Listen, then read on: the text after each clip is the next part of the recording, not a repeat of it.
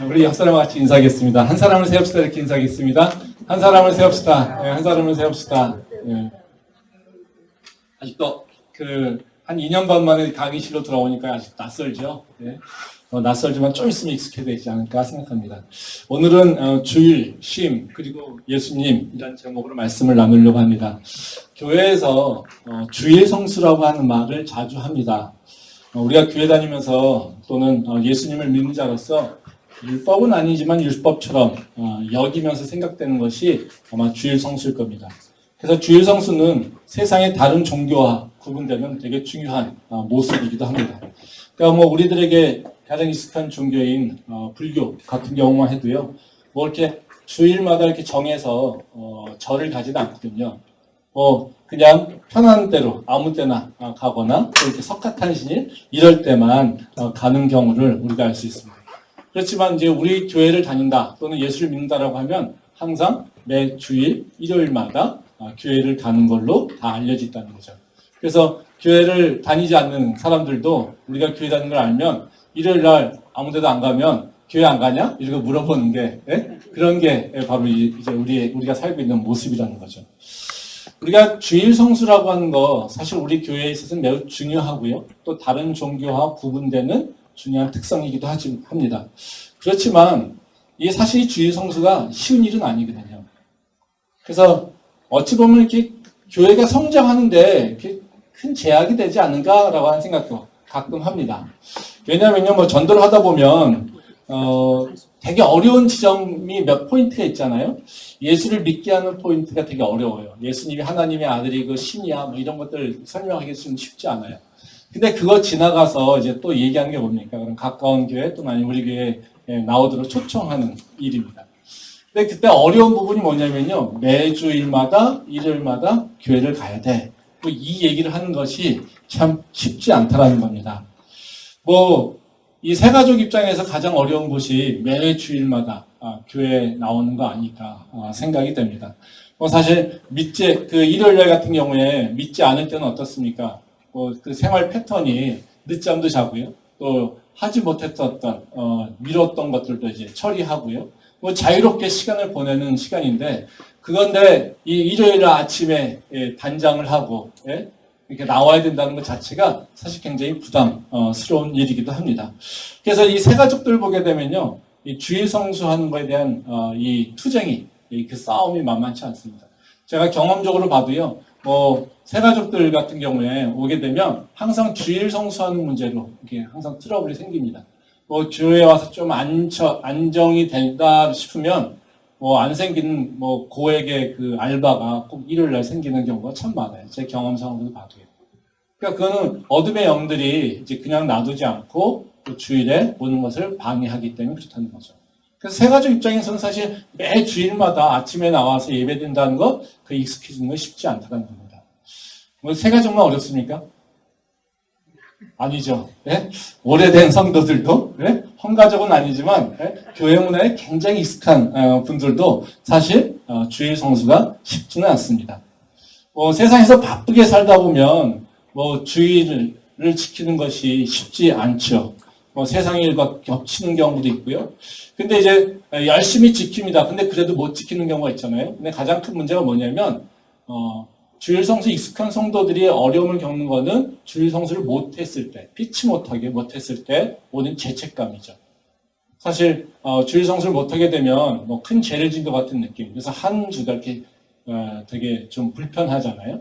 사실 그 불편함이 있으면 사실 건강한 성도입니다. 근데 그 불편함이 있다라고 하는 자체가 우리한테는 이렇게 편치 않다라는 거죠. 이게 뭐길래 이렇게 일주일 내내 불편해야 돼? 이런 생각이 또 든다는 거죠. 또 다른 한편에서는요, 또 성도들 가운데 이제 주일이 좀 불편한 부분은 좀 힘들어요. 오늘 이 예배를 하는데도 어떻습니까? 많은 자들이 와서 미리 준비했어요. 여러분들이 11시부터 와 있지만 이 예배가 이루어지기 위해서는 보이지 않게 열심히 뭔가 수고하고 노력하는 분들이 있다는 거죠. 이 세팅도 그냥 되는 것이 아니라 여기 와서 다 단장하는 것도 그냥 되는 것이 아니라 누군가가 수고를 해야지 된다는 겁니다. 또 교회 오면 또 어때요? 또 사람도 만나야 되고 이런저런 얘기도 해야 되고요. 그러니까 교회 오면 어때요? 에너지가 이렇게 충전되는 경우도 있을 수 있겠지만 은혜가 충만하면 아닌 경우 어떻습니까? 에너지가 빨리는 경우가 더 있을 수 있겠죠.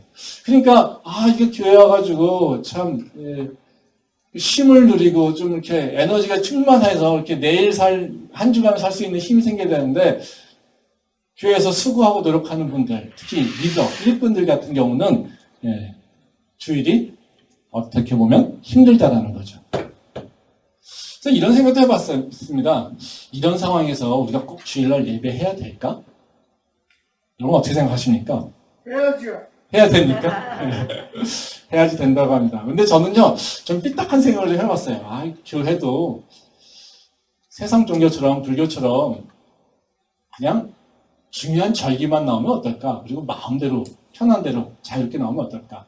예를 들어서, 우리가 중요한 게 부활절, 또 크리스마스, 추수감사절, 이런, 이렇게 굵직굵직한, 절기가 있잖아요. 그때만 교회에 오게, 그 날짜를 정하고, 이제 불교 신도들이 석가탄신 때 다 모이잖아요. 그래서 연등제도 하고 이러잖아요. 그렇게 하고, 아닐 경우에는 교회를 그냥 다 개방해놓고 평소에 그냥 기도하고 싶은 사람은 오고, 이렇게 해도 되지 않을까? 이런 생각을 좀 해봤습니다. 어때요? 어느 게 더 좋을 것 같습니까? 제가 볼 때, 제가 지금 말씀드린 그 아이디어, 그냥 절기에 한 1년에 2번, 3번 정도 나오고, 그냥 내가 마음이 급급할 때, 또 마음이 좀 답답할 때, 그냥 와서 교회에서 예배당에서 기도하는 거, 이것도 나쁘지 않을 것 같아요. 종교적으로 보면 이게 더 합당한 것 같아요. 왜 그렇습니까? 종교적으로 보면 가장 목적이 종교가 확장되는 게 가장 중요한 일이에요. 그러니까 종교가 확장되려면 어떻게 돼요? 들어오는 문을 낮추면 돼요. 그러니까 주일 성수라고 하는데 사실 예수를 믿는 사람들 입장에서는 믿으려고 하는 사람들 입장에서는 굉장히 큰 장벽이라는 거죠. 그냥 제약이잖아요. 그렇죠? 근데 굳이 이 제약을 가져갈 필요 없잖아요. 성도를 하나하나 늘려가는 거, 이것이 목표라면 장벽을 자꾸 줄여서 많은 사람을 오게끔, 자유롭게 믿을 수 있게끔 하면 더 된다는 거죠. 그러니까 어찌 보면 종교적 입장에서 보게 되면요, 꼭 주의 성수를 이렇게 고집할 필요가 없어요.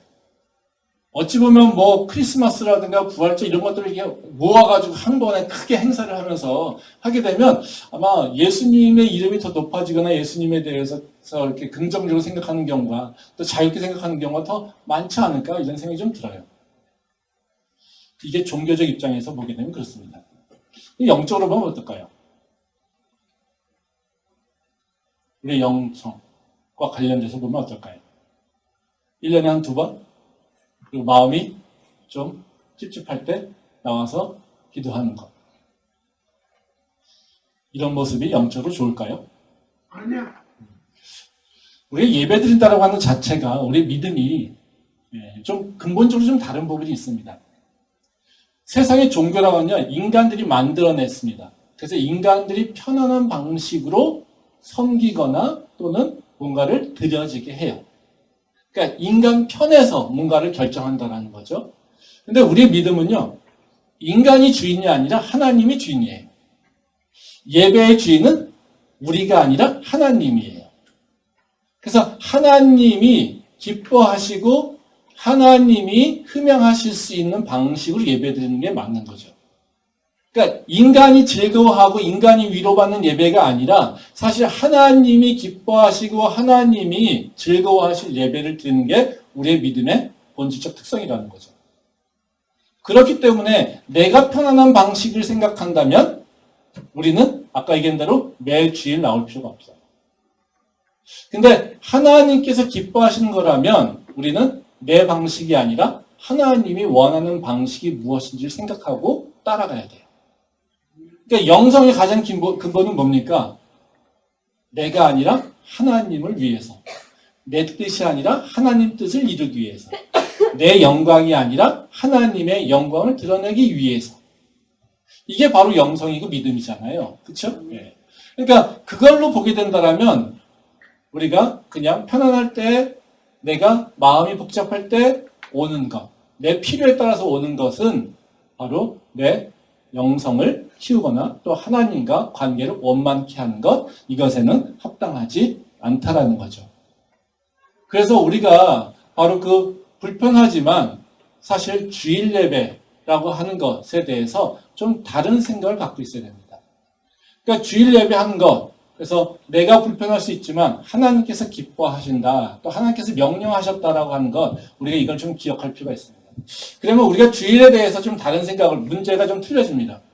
하나님께서 이미 결정하셨어 라고 한다면 우리는 주일이 불편해, 매주 교회 나오는 것 자체가 좀 불편한 일이야, 그거는 제도적으로 잘못된 일이야 라고 하는 생각이 아니라, 다른 방법이 없을까라는 생각하는 것이 아니라, 사실 우리는 뭘 생각해야 되냐면요, 바로 하나님께서 왜 우리에게 주일을 명령하셨을까? 우리한테 왜 일주일에 한 번씩 나와서 예배하라고 했을까? 또 일주일에 한 번씩 나와서 예배할 때 우리한테 무엇을 기대하실까? 이게 바로 우리가 해야 될 질문이라는 거죠. 그러니까 내가 종교 생활을 하고 있는 것이 아니라 내가 믿음 생활을 하고 있다면 나는 내 편안함을 찾는 방법을 생각하는 것이 아니라 하나님께서 기뻐하시는 모습으로 주의 말씀을 어떻게 지킬 것인가를 생각하는 게 맞다라는 거죠. 하나님이 왜 우리에게 주일날 나와서 예배하라고 했을까요? 아십니까? 우리 유년부 아이가 수원 형제 딸인데 배웠나 봐요. 우리가 교회에서 주일날 예배해야 되는 이유, 특히 일요일날 예배해야 되는 이유에 대해서 잘 가르치지 않습니다. 그래서 우리는 사실 잘 몰라요. 왜 주일날 예배해야 되는가, 왜 특별히 일요일날 예배해야 되는가, 이거에 대해서 우리는 사실 모릅니다.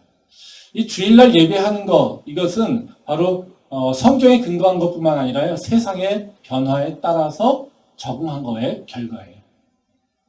그래서 주일날 예배하는 것은 성경적이기도 하지만요, 바로 세상의 정치 환경의 변화에 따라서 결정된 요소도 있습니다.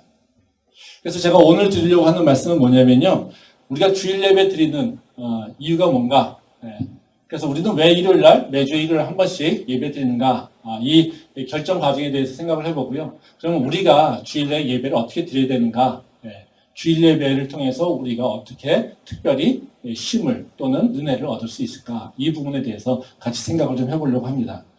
우리가 매주 일요일날 먼저 예배 드리는 이유는요, 성경적으로 보면요, 구약의 안식일, 그리고 신약의 십자가와 부활, 그리고 구원, 요 개념이 섞여서 우리가 성경적 의미가 있습니다. 그리고 또 왜 일요일이냐? 이것은 바로 세상의 정치 문화가 변화되면서 바로 우리가 일요일이라고 하는 것을 결정해서 예배드리게 됐습니다. 한번 말씀 한번 보도록 하겠습니다. 창세기 2장 2절 말씀입니다. 하나님이 그가 하시던 일을 일곱째 날에 마치시니 그가 하시던 모든 일을 그치고 일곱째 날에 안식하시니라. 예, 그냥 쭉 보겠습니다. 출애굽기 23장 12절 말씀입니다. 너는 엿새 동안에 내 일을 하고 일곱째 날에는 쉬라. 네 소와 나귀가 쉴 것이며 네 여종의 자식과 나그네가 숨을 돌리리라. 예, 마태복음 12장 8절입니다. 인자는 안식일의 주인이니라 하시니라. 예, 마지막으로 고린도전서 16장 2절입니다. 매주 첫날에 너희 각 사람이 수입에 따라 모아두어서 내가 갈 때에 연보를 하지 않게 하라. 예, 이 말씀은 구약과 신약에 있어서 우리가 왜 일요일날 주일날 예배드린가에 대한 얘기입니다. 가장 창세기와 출애굽기는 바로 우리가 구약적 의미에서 왜 우리가 주일날 일주일에 한 번씩 예배드린가에 대한 얘기예요. 그러니까 하나님께서 우리를 세상을 창조하신 다음에 7일째 어떻게 해요? 쉬셨어요. 그러니까 모든 만물이 쉬라고 하는 의미겠죠? 그래서 쉼을 얘기합니다. 그리고 출애굽기에 하나님께서 모세를 통해서 율법을 주실 때도 하나님께서 이스라엘 백성들에게 안식일을 명령하셨어요. 그러니까 엿새 동안은 내 일을 하고 일곱째 날은 쉬라라고 하는 겁니다. 너뿐만 쉬는 것이 아니라 소와 나귀가 쉴 것이며 내 여종과 자식과 나그네가 숨을 쉴 것이다. 그래서 모든 만물이 쉬게끔 만드신 거예요. 그래서 하나님께서 구약에서의 그 통치는 뭐냐면 안식입니다. 근데 안식을 어떻게 해야 되냐? 너가 6일은 일을 해, 근데 하루는 쉬어야 돼. 근데 너만 쉬면 안 돼? 모두가 다 쉬어야 돼. 이겁니다. 그래서 세상 만물이 다 쉼을 얻으라고 하는 겁니다. 그래서 안식일에서는 되게 중요한 개념이 뭐냐면요, 우리가 주일날 안식의 개념을 따지면요, 쉼이 있어야 돼요. 그러니까 하나님께서 쉼이라고 하는 것을 너희가 일주일에 한 번은 가져라 라는 겁니다. 이것이 깨지면요, 탈진해서 죽어요. 비효율적입니다. 그러니까 안식일에는 바로 쉼이 있어요. 그러니까 그러면 왜 신약에 와서 그러면은 그 주일날 지키게 됐느냐? 이 안식 개념과 바로 예수님과 관계죠. 이게 바로 말하자면 오늘 읽은 말씀입니다. 예? 오늘 읽은 그 뒷부분에 있는 얘기인데요. 인자는 안식일의 주인이다. 그러니까 안식일의 주인은 누굽니까? 예수 그리스도라는 거예요. 이거는 무슨 의미냐면요. 예수님이 하나님의 동등한 분이라는 거예요. 그러니까 창조에 참여하신 분이에요. 즉 예수님께서 성부와 성자와 성령 동일하시지 않습니까? 그렇죠? 그러니까 예수님이 창조에 참여하셨고요. 하나님의 아들일 뿐만 아니라 우리 하나님이시고 우리의 주인 되십니다. 그렇죠? 예. 그러니까 우리가 안식일을 기념하는 것은 이제 뭐요? 예수님을 기념하는 것과 동일해요. 그리고 예수님의 말씀을 따라 사는 것과 동일하다는 거예요. 그래서 안식일이 이제는 예수님으로 이게 넘어와서 이제 또 다른 의미가 부여되는 거죠. 뭐 하나를 뺐지만 이제 고린도전서에서 보게 되면 이제 교회에서 매주 첫날에 모였다라고 하는 것. 이게 매주 첫날이라고 한다면 우리 일월화수목이잖아요. 그렇죠? 그래서 일요일을 얘기하는 겁니다. 그래서 초대교회에서 모임을 할 때는 언제였냐면 바로 일요일날 모이기 시작했다라는 거예요. 그래서 그러면 이 초대교회에서 왜 모였느냐? 이때가 언제입니까? 예수님이 십자가 달려 죽으시고 그리고 예수님이 부활하신 날. 그래서 부활을 기념하여서 사실 그 예루살렘 교회 처음에는 어때요? 제자들이 매일같이 모였어요. 뭐 일주일에 한 번 모인 게 아니에요. 예. 그러니까 이 주일이 확립된 것은 사실 되게 1세기, 2세기 정도 돼서나 확립이 됩니다. 예. 근데 이제 그럼에도 불구하고 어쨌든 예수님께서 부활하신 것을 기억하는 제자들이 언제 모였냐면요. 일요일에 모여서 예배드렸다는 거죠. 왜 일요일이냐? 이건요, 그냥 정치력입니다. 이제 로마 황제 콘스탄티누스가 이제 그 원력을 사용하기 시작했습니다. 그래서 일요일을 아예 휴일로 못 박아버렸어요. 뭐 이거는 뭐 태양신을 섬겼기 때문에 그렇다고 얘기도 하고요. 근데 콘스탄티누스는 사실 이제 기독교를 공인한 황제이기도 하죠. 그래서 그러면서 이제 그때 문화는 로마에서는 태양신을 섬기고 있었기 때문에 태양날을 얘기하고 있는 일요일을 휴일로 지정한 겁니다. 그러니까 그날에 이제 주일날로 못 박아서 가장 쉽게 예배하기 좋은 날이니까요. 예, 그래서 주일날, 일요일날 예배드리게 됐다는 거죠. 그러니까 우리가 지금 일요일날 예배드리는 것은 바로 성경적으로 구약의 안식일과 그리고 신약의 예수 그리스도의 십자가와 그 부활의 사건, 그래서 우리가 구원받았다라고 하는 것을 다시 고백하는 과정이고요. 또 그 어느 날이냐라고 하는 것에 대해서는 바로 정치적, 세상의 문화적 환경에 따라서 결정된다라고 하는 것을 우리가 좀 기억할 필요가 있어요.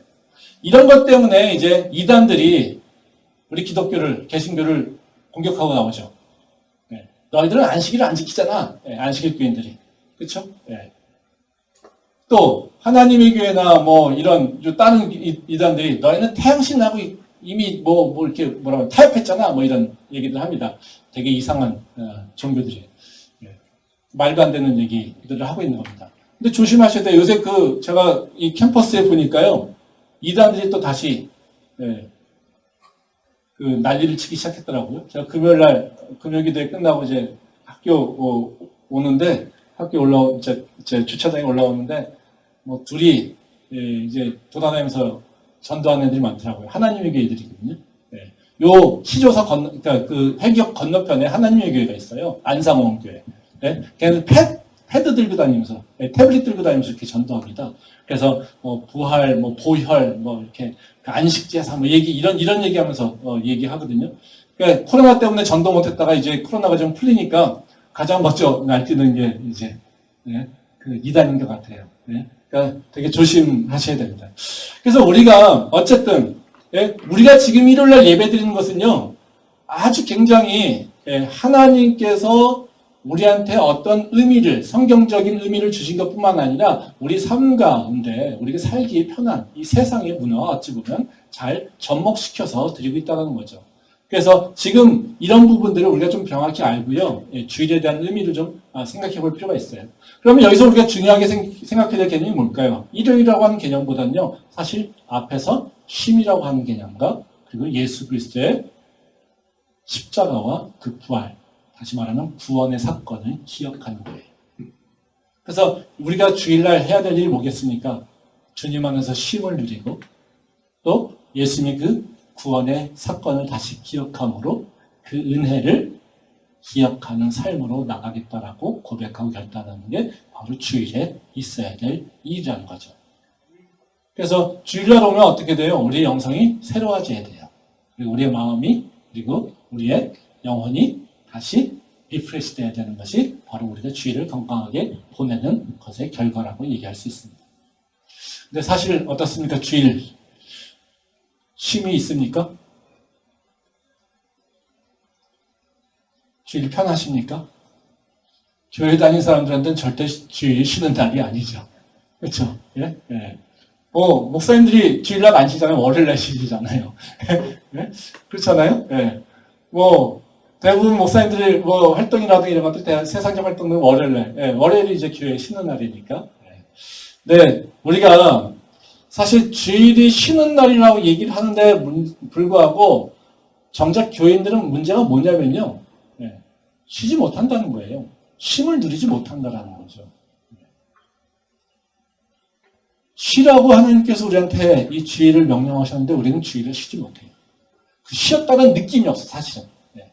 쉬지 못하는 것보다 쉬었다 또는 재충전했다라고 하는 그런 마음이나 그런 만족감이 없다는 게 문제죠. 왜 그럴까요? 오늘 핵심적인 내용입니다. 우리가 주일의 쉼을 누리지 못하는 이유 또는 그걸 느끼지 못하는 이유가 있습니다. 근데 가장 큰 먼저는요, 우리가 쉼에 대한 정의가 좀 틀렸기 때문에. 우리가 이제 쉼하고 또 세상적으로 보면 쉼과 또 같이 쓰는 용어가 뭡니까? 힐링. 예, 뭐 이런 거 많이 쓰잖아요. 그렇죠? 내가 지쳐 있었는데 뭔가 누구랑 뭘 했더니 힐링을 받았어. 쉬었어. 이런 걸 같이 하죠. 예. 근데 세상적에서 관점에서 쉼이라고 하는 게 뭘까요? 여기서 진짜 쉼의 의미가 우리가 좀 퇴색되어 있고 잘못되어 있어서 우리가 교회에서 예배드려도 쉬었다 또는 안식했다라고 하는 만족감을 누리지 못한 겁니다. 세상에서의 쉼은 뭐냐면요. 자기 욕구가 충족되지 않았던 것들이 채워지는 것을 쉼이라고 생각해요. 그래서 소비랑 연결되어 있어요. 세상에서 쉼은. 그러니까 우리가 뭔가 쉬어라고 할 때 항상 사람들이 얘기하는 게 뭡니까? 소비랑 연결되어 있어요. 가지 못했던 여행을 간 거. 그렇죠? 내가 가지 못했던 레스토랑 가서 좋은 분위기에 식사를 한 거. 내가 누리지 못했던 뭔가를 누리게 된 것. 이것이 어떻게 해요? 쉼 또는 힐링. 이걸로 생각해요. 그래서 세상에서 항상 쉼이 뭡니까? 뭐랑 연결되어 있어요? 소비랑 연결되어 있어요. 그러니까 소비하는 건 뭐예요? 채워지는 것에 대한 문제죠. 그러니까 쉼이라고 하는 건 채워짐의 문제일까요? 그건 아니에요. 쉼은 사실 뭐예요? 리트릿이에요.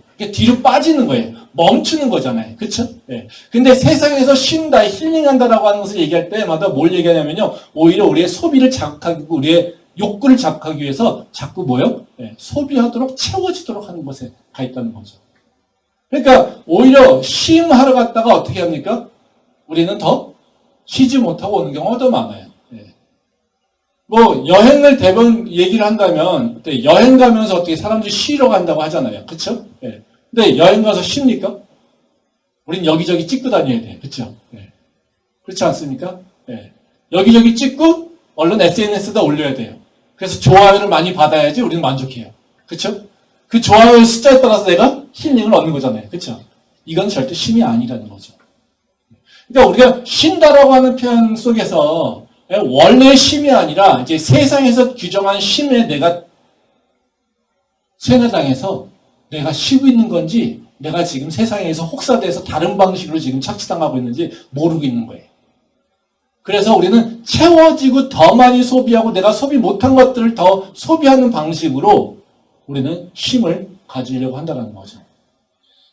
이 세상적 관점에서 내가 쉬고 있으니까 쉬려고 하니까 주일은요. 절대로 쉼이 될 수 없어요. 그래서 주일에 활동되는 이런 것들이 절대로 쉬었다 또는 안식했다라고 하는 걸로 내 마음속에 들어올 수 없어요.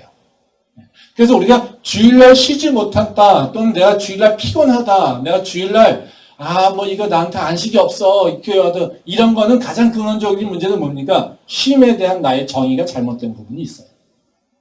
그래서 나는 지금 쉼에 대해서 어떻게 정의하고 있는가 이걸 먼저 생각해 볼 필요가 있습니다. 그래서 나에게 있어 쉼은 무엇인가를 스스로 다시 한번 정의하고 또 그걸 새롭게 인식할 수 있는 시간이 이 시간에 있었으면 좋겠습니다. 이거는 뭐 세상적인 이슈의 문제고요. 우리가 영적인 문제에 있어서도 우리가 쉼을 누리지 못하는 이유가 있습니다. 예. 우리가 교회에서 쉼을 누리지 못하는 이유, 그 이유를 오늘 말씀 통해서 두 개만 생각해 보려고 하는데요. 우리가 안식에도 쉼을 얻지 못하는 이유가 뭐냐면요. 우리가 교회에 와서 예배를 드리고 있지만 사실은 우리의 예배를 받으실 또 우리가 예배 드리는 예수님의 그 능력과 그분의 은혜와 그분의 통치하심을 내가 온전히 신뢰하지 못하고 있는 상태에서 예배 드리기 때문에 그렇습니다. 아멘. 다시 말하면 우리가 예배 통해서 우리는 쉼을 얻어야 되는데 그리고 안식을 얻고 은혜를 얻어야 되는데 우리가 예배를 드리고 있지만 바로 하나님의 온전하신 능력, 그분의 통치하심을 내가 잘 믿고 따라가고 있지 않다라면 우리는 그 예배라고 하는 것이 나의 에너지를 소진시키는 결과밖에 나오지 않는다는 거예요. 말씀 한번 보겠습니다. 마태복음 11장 28절 말씀입니다. 수고하고 무거운 짐진 자들아 다 내게로 오라 내가 너희를 쉬게 하리라. 예. 오늘 본문 말씀이죠. 핵심절은 28절입니다. 예수님 분명히 우리에게 말씀하시잖아요. 수고하고 무거운 짐을 다 가지고 오라고. 그러면 예수님께서 어떻게 해요? 쉬게 할 거라고 이렇게 말씀하세요.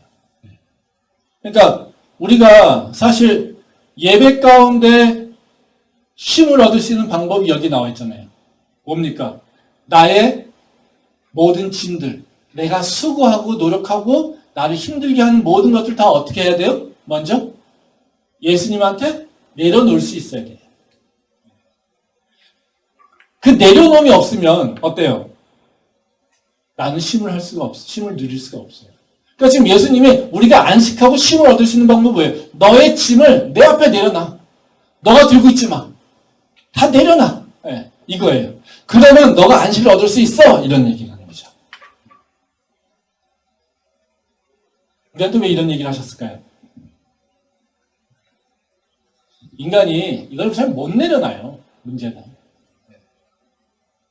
이 인간이 예수님을 믿고 한다고 하지만요. 사실 우리가 내 짐, 내 무거운 것들을요. 이렇게 예수님 앞에 다 탁 내려놓고 그 예수님이 행하신 것을 기대하고 믿고 기다릴 수가 없는 경우가 너무 많다는 거예요. 오늘 말씀에서도 왜 예수님께서 이 말씀을 하셨을까를 보면요.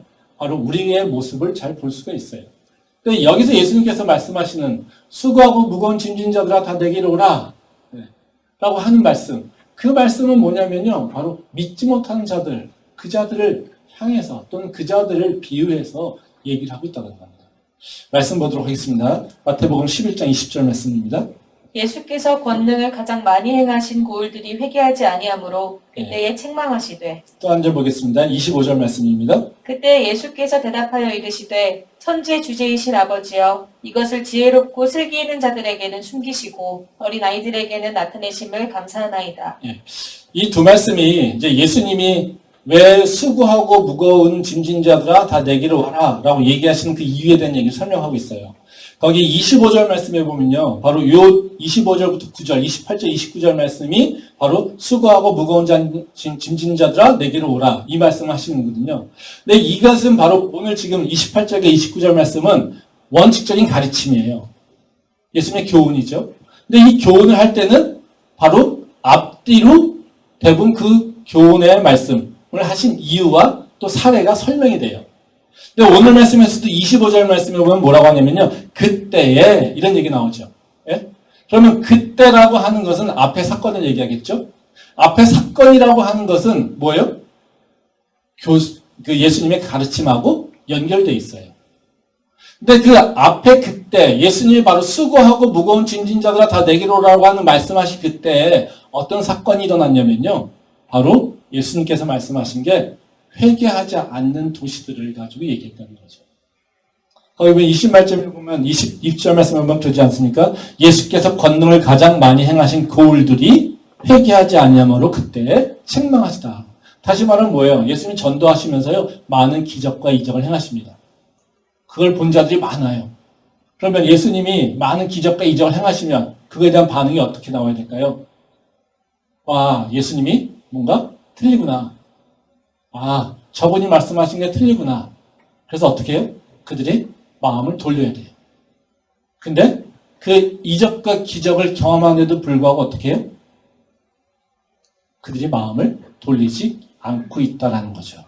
다시 말하면 믿지 못하고 있다는 거예요. 그러니까 예수님이 기적을 행하시고 내가 전능한 이 땅의 창조주이며 이 땅의 통치자라고 계속해서 말씀하고 있는데 그거를 그 능력을 바라보는 이 사람들이 예수님을 보고 믿지 않는다라는 거죠. 예수님을 믿지 않으니까, 예수님 그 능력을 믿지 않으니까 어떤 일이 일어날까요? 예수님한테 자기의 문제를 의탁하지 않겠죠.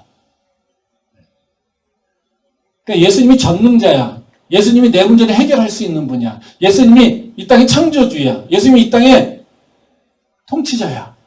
이걸 믿고 있다라면 예수님이 나의 문제를 해결할 수 있어 라고 하면 어떻게 하겠어요? 내가 문제가 있으면 어떻게 해요?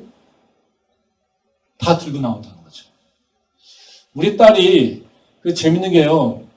그 사회 이런 것들은 시험 볼 때 저한테 물어봐요. 근데요. 물리, 화학, 뭐 이런 생물 이런 거 저한테 안 물어봐요. 제가 문과거든요. 그러니까 제가 그런 거 몰라요. 네? 그러니까 제 딸이 질문이 있어요. 누구한테 물어볼까요? 과학은요, 지 오빠한테 물어봐요. 그리고 사회나 뭐 국어나 영어 이런 건 저한테 물어봐요. 즉 뭡니까? 누가 나의 문제를 해결해 줄 수 있을까를 생각하고 우린 가서 질문하는 거예요. 그리고 문제를 내놓는 거예요. 그렇죠? 지금 예수님이 기적을 행하셨어요. 전능하심을 나타냈어요. 능력을 보여주셨어요. 그 능력을 보면 우리는 어떻게 해야 돼요? 나의 문제를 당신이 내 문제를 해결할 수 있습니다 라고 그분한테 내려놔야 돼요. 믿지 못하면요. 안 내려놔요. 내가 할 수 있어. 내가 할 거야 라는 거죠. 네. 우리가 주일에 해야 될 일은 어떤 거냐면요. 나의 모든 문제를 다 주님 앞에 내려놓고요. 그 문제를 주님이 해결할 수 있어요 라고 고백할 수 있어야 돼요. 그리고 그 문제로부터 주일날 떠나 있어야 돼요. 그리고 뭐에 집중해야 됩니까? 하나님하고 집중해야 돼요. 근데 언제 안 될까요? 내 문제를 내가 해결하려고 하고요. 이거 해결 못하는데 혹시라도 예수님이 할 수 있지 않을까? 아니면 예수님이 안 하면 혼날 것 같아서 뭔가 모르게 찝찝해서 그냥 종교적 행사로 내가 왔어. 그럼 내가 예배드릴 때 모습이 어떨까요? 마음 한편은 어디일까요? 세상이 내 문제로 있어요. 또 내 몸은 어디 와 있어요? 예배드리다니까 이 교회에 와 있어요. 그러니까 내 몸은 여기 와 있는데 내 마음은 어디요? 세상에 내 문제로 가 있어요. 그러니까 나는 어떨까요? 마음이 편할까요? 불편하죠. 뭐 해야 돼? 빨리 뭔가 하고서 빨리 가서 그 일을 해야 돼요. 예배 드리면서도 내가 누구한테 끝나고 전화할까? 내가 끝나고 뭘 해야 될까? 이거에 대해 빠져 있어요. 그러니까 예배 시간만 빨리 지나가야 되는 거예요. 그러니까 예배에 내 문제를 다 내려놓고 와서 예수님 내 문제가 이거예요. 예수님께서 해결해 주셔야 돼요. 예수님께서 이걸 해결해 주셔야지만 내가 살 수 있어요 라고 예수님한테 모든 걸 다 맡겨야 되는데 그래야 나한테 뭐가 옵니까? 예수님의 안식을 누릴 수 있는 그 마음의 여유가 생기는데 그 마음의 여유가 그 룸이 없는 거예요. 예수님이 우리가 예배된다고 하지만 예수님이 들어와서 내 마음을 찌를 수 있는 공간이 없어요. 그러니까 어떻게 되겠어요? 나는 예배를 드리고 있지만 쉼을 못 누리고 있다는 거죠. 지난주에 우리 부목사님하고 셀리더들하고 이 헌금 특성 때문에 논의를 하는 얘기를 들었어요. 저희 교회가 이제 코로나 때문에 아직까지는 좀 그래서 성가대는 조금 늦게 하자. 그래서 10월 정도에 이제 하고 그 사이에 이제 셀별로 이제 돌아가면서 특성을 하자 이런 아이디어가 있었어요. 근데 저희가 그걸 이제 셀리더들하고 소통을 조금 늦게 해가지고 그래서 이제 이번 주부터 시작해야 되니까 뭐 하면서 이제 목사님하고 이제 셀리더들하고 소통을 하는 중에 그 얘기를 제가 들었습니다. 그랬더니 이제 셀 리더들의 그 의견들은 그런 거였어요. 쉽지 않아요. 쉽지 않습니다. 이 한국 특성 이제 한 달에 한 번 하는 거 만만치 않습니다. 이 얘기했어요. 제가 그 얘기를 들으면서 우리 셀 리더 진짜 힘들지 이런 생각 다시 한번 했어요. 뭐 한국 특성 누군가 생각하면 그 별거 한 달에 한 번 하는 게 뭐가 어려워? 이렇게 할 수도 있어요. 생각할 수도. 근데 셀 리더 입장에서 어떻게 돼요?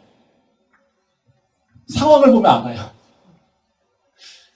우리 다음 주 헌금 특성입니다. 우리 셀이. 그럼 어떤 반응일까요? 우리 셀원들이. 와, 우리가 찬양할 때예요? 막 이렇게 환호할까요? 아닐 거예요. 그쵸? 어떻게 할까요? 네? 나 바쁜데? 다음 주에 못 나올 수도 있는데요? 연습은요? 어떻게 연습하죠? 나 앞에 나가기 싫은데? 뭐 이런 얘기 나와요. 그러면 셀 리더들이 어떻게 뭐 이렇게 카리스마 있어서 막 이렇게 휘어잡고 갈 수 있는 것도 아니고요. 쭈뼛쭈뼛 하는 거죠. 참 쉽지 않아요. 진짜 셀 리더가 진짜 제가 보기엔 3D예요. 그래서 더 은혜가 넘칠 거라고 저는 믿습니다. 근데 그것이 우리 교회의 영성이죠. 저는 그렇게 생각합니다. 우리 교회가 왜 그럴까? 한 달에 한 번 돌아가면서 셀별로 특성하는 걸 왜 어려워할까? 그 셀원들은 왜 그거를 참여하지 않을까? 그 참여하지 않고 그걸 빼는 것이 당연한 일일까? 그것이 정말 우리가 주일에 예수님한테 예배드리는 자의 바른 모습일까? 그것이 정말 그렇게 하는 것이 우리한테 정말 도움돼서 내 영혼이 내가 교회 와서 예배드릴 때 내 영혼이 더 성장할 수 있을까? 만약에 그것이 그런 방식, 나는 그냥 예배 참석하고 가는 거 끝이에요. 나는 더 이상 무슨 활동 이런 거 하고 싶지 않아요. 예배 드린다 무슨 특성 이런 거 하고 싶지 않아요. 나는 그저 예배 드리는 걸로, 말씀 듣는 걸로, 내가 지식적으로 좀 깨닫는 걸로 나는 끝이에요. 그게 내가 목표한 거예요. 이것이 정말 내 영혼을 강건케 할까요? 그것이 강건케 하는 방법이라면 우리는 그 방법을 가는 게 맞아요. 근데 그것이 나에게 안식도 주지도 못하고 나를 재충전하게 하지도 못하고 내 은혜에 충만하게 하는 그런 일이 아니라면 우리는 다른 모습으로 예배드려야 된다는 거죠. 아멘. 굳이 2시간 정도 와서 예배 드리는데 왜 2시간이라고 하는 것을 나한테 도움이 안 되는, 내게 안식을 주지도 않고 내 영혼을 강건케 하지도 않고 내가 새로운 에너지로 새로운 열정으로 충만케 하지도 않는 그 일을 내가 굳이 할 필요가 뭐가 있냐는 거예요.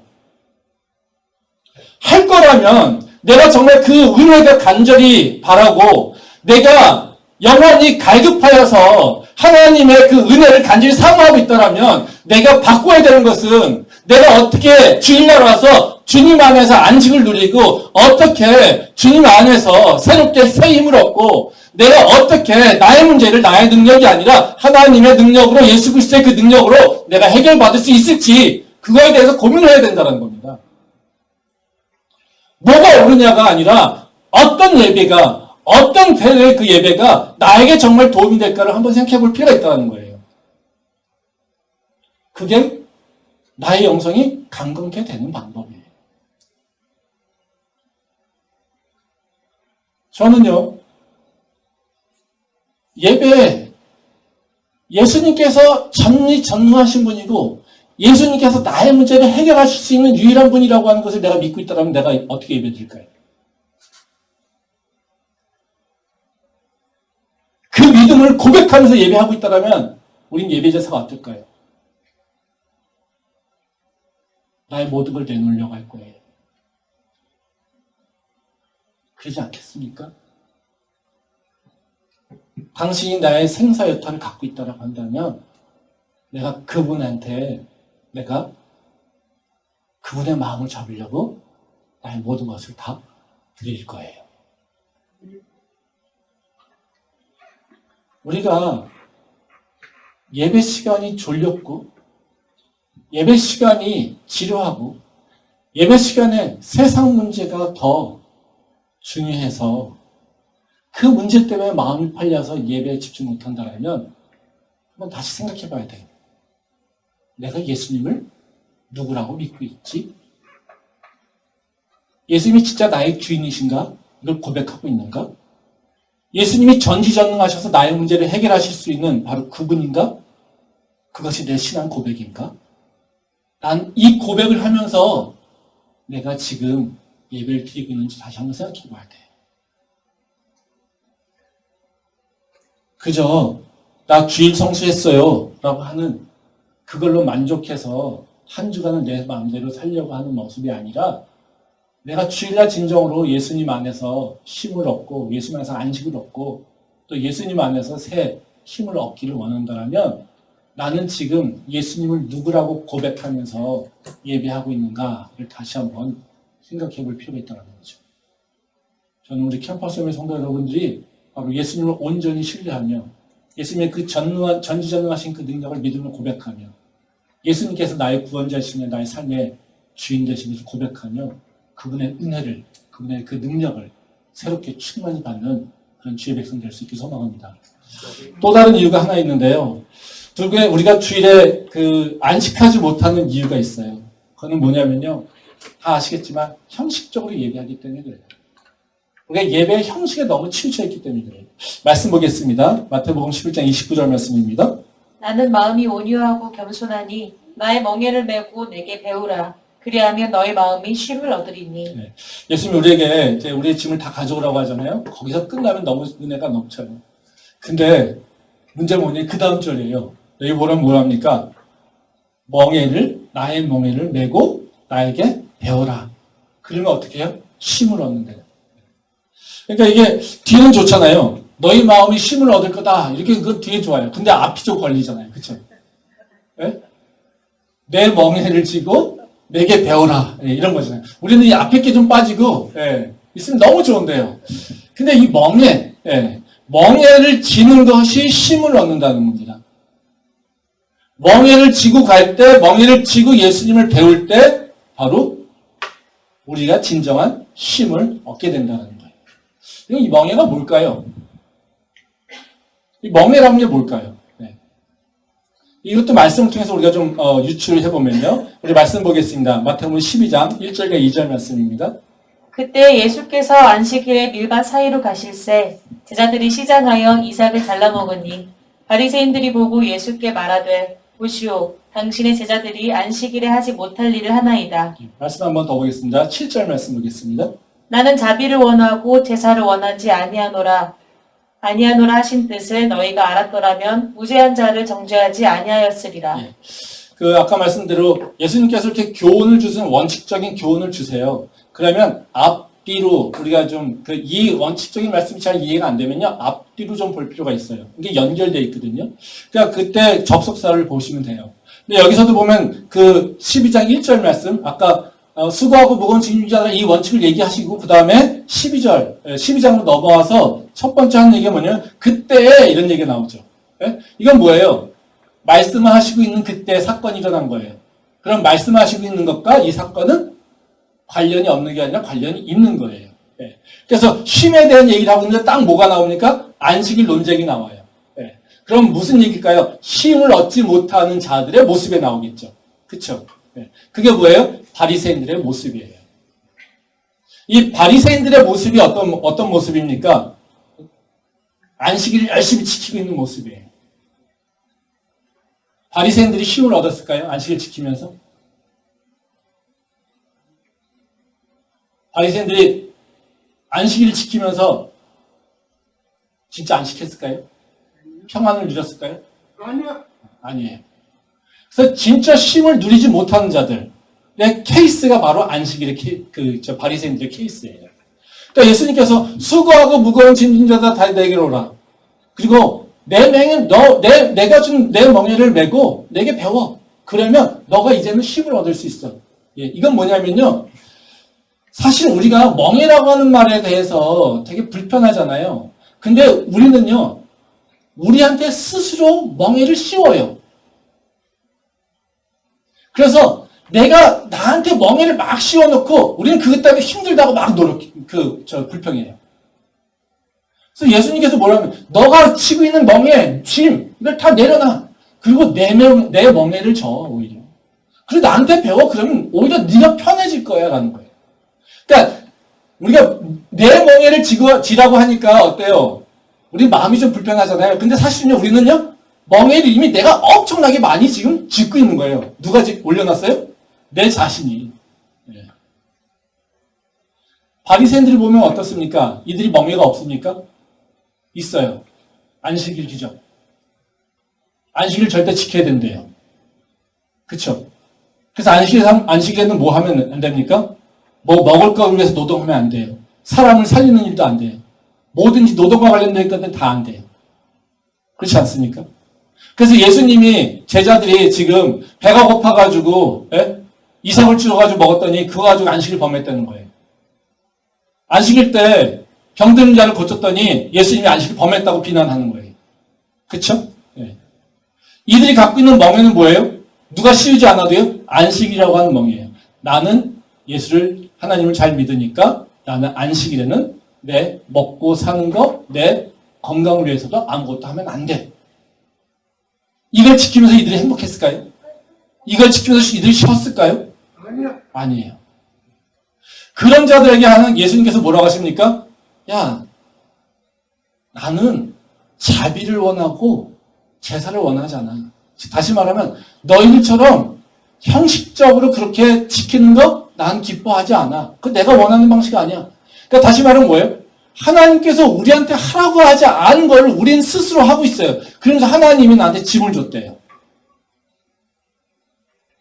그러니까 내 멍에를 지금 스스로 만들고 있는 거예요. 그러면서 뭐라고 하십니까? 제사를, 그 뜻을 너희가 알았더라면, 내가 원하는 뜻을 너희가 알았더라면 이렇게 너희가 힘들지 않았을 거야, 이겁니다. 또 뭐에 관심이 있습니까? 예수님은 너희가 내가 진짜 원하는 뜻이 무엇인지를 좀 생각해 봤으면 좋겠어요. 형식에 묶여서 너희 스스로 너희를 쪼이고 얽매이게 하는 그런 것들을 넘어서 하나님께서 지금 너에게 무엇을 기대하실까라고 하는 것을 네가 찾고 있었더라면 지금 안식일에 때문에 너는 이렇게 고통스러워하지 않을 거예요. 다시 말하면 우리가요 너무나 많이 종교적으로 나도 모르게 갖고 있는 멍에들이 있어요. 그리고 내 욕심이나 이런 것 때문에 나 스스로 너무나 많은 거를 내 스스로 멍에를 키우고 있어요. 그래서 우리는 뭘 못 봅니까? 하나님을 못 봐요. 예수님을 못 봐요. 그게 우리가 갖고 있는 문제라는 거죠. 우리 예배 드리면서도요, 우리는 뭐에 신경 씁니까? 예배를 통해서 하나님께서 나한테 주신 말씀이 뭐지? 라고 하는 것을 구하고 그 뜻을 찾는다면 우리가 말씀을 보고 그 본문을 선택하고 그 인용 구절을 보면서 저건 무슨 뜻이지? 무슨 말씀하시는 걸까? 나랑 무슨 삶에 무슨 연관이 있을까? 아마 생각하지 않을까요? 그렇게 설교를 들으면 우리가 설교 시간에 졸려올까요? 아니야. 안 졸려올 거예요. 지겨울까요? 아니야. 아닐 거예요. 근데 생각해 보세요. 나 12시 반 딱 되면 지금 누구랑 만나야 돼. 그럼 어떨까요? 왜 오늘 찬송관 4절까지 있습니까? 그쵸? 찔리신 분이 많은가 봐요. 네? 그런 거예요. 네. 왜요? 형식만 있으니까. 가지도 못하고, 네? 여기 묶여가지고, 하나님 뜻 난 관심 없고, 네. 그러니까 어떻게 해요? 그 맨 것이 너무나 힘들다는 거죠. 우리가 예수님께서 우리한테 안식하고 또 주의를 섬기라고 하는 것은 뭐냐면요. 아까 말씀드린 근본은 뭐냐면 우리가 뒤로 물러나는 거예요. 세상에서요. 그리고 하던 일을 멈추는 거예요. 물러난다는 건 멈춰 있는 겁니다. 멈추고 뭘 해야 될까요? 하나님께서 나를 향하신 뜻이 무엇일까를 돌아보는 거예요. 지난 한 주간을 보면서요. 다시 나를 돌아보는 거예요. 하나님, 지난 한 주간요, 정말 내 삶은요, 질풍노도와 같은 삶이었어요. 이리 치이고 저리 치고요, 이리 깨지고 저리 깨지고요, 그랬어요. 그걸 가지고요, 내가 돌아와서 보는 거예요. 그게 멈춤이에요. 그 가운데 하나님께서 주시는 내가 다시 나의 삶을 돌아보니까요, 그 가운데 하나님께서 내가 그때 못 느꼈지만요, 하나님의 그 구원하심이 있었네요. 인도하심이 있었네요. 다시 깨닫는 거예요. 아, 그러면서 하나님, 내가 이걸 놓쳤어요. 이걸 깨닫지 못했습니다. 내가 보지 못한 그 문제의 원인을 다시 보게 되는 거예요. 그리고 다시요, 어떻게 해요? 하나님, 근데요, 내가 할 수 없어요. 아, 하나님께서 보여주셨으니까 하나님께서 이 문제를 해결해 주세요. 주님 앞에 간절히 간구하는 거예요. 이게 주일날 하는 일이에요. 근데 우리가 하나님의 온전하심을 믿지 못하고 내가 형식적으로 예배를 드려야 된다는 그 형식에 얽혀서 이 방식대로 뭔가를 해야 되라고 하는 그 형식에 나를 얽어놓고 그리고 나서 예배한다고 있으니 어떻습니까? 하나님의 뜻이 절대로 보일 수가 없다는 거예요. 내 삶 가운데 임하신 하나님의 뜻이 무엇인가를 생각하지도 않고 그걸 보지 못할 때 나의 삶의 문제는 절대 해결되지 않습니다. 아멘. 내 삶이 아무리 꼬이고 복잡하고 앞에 큰일이 있다 하더라도 그 가운데 하나님께서 계획하신 그 뜻을 내가 알고 있다라면 그리고 그걸 깨닫게 된다라면요. 그때부터는요. 그 앞에 있는 그 짐이 아무리 큰 장벽이 있다 하더라도요. 우리는요. 믿음으로 그걸 뚫고 나갈 수가 있어요. 근데 그게 보이지 않을 때 우리는 가장 힘들어요. 생각해 보세요. 예수님이 우리한테 뭐라고 하십니까? 나는 너의 빛이야. 난 너의 길이야. 생각해 보세요. 칠흑 같은 어둠에도 빛 하나 있으면요, 우리는요, 절대 불안하지 않아요. 산길에서도요, 길 하나가 보이면요, 먼저 눈과 같던 길들이 보이면요, 나는 그 산길에서 두렵지 않아요. 근데 우리가 언제 두렵습니까? 내 앞이 뿌여서 내가 어디로 갔는지 모르고 있을 때. 내가 가야 되는데 그 길들이 어느 길인지 지금 혼란스러워서 내가 어느 길로 가야 될지 모르고 있을 때. 우리는 두려워요. 그것을 해결하는 방법이 뭡니까? 멈추는 거예요. 주님의 뜻에 다시 돌아보고 그리고 주님을 의지하는 거예요. 하나님의 그 전능하심을 믿는 거예요. 그러면 우리는요, 새 힘을 얻게 되는 겁니다. 이게 주께서 주시는 진정한 안식이라는 겁니다. 이 안식을 누리기 캠퍼스 예배 모든 성도님 될 수 있기를 소망합니다. 기도하겠습니다.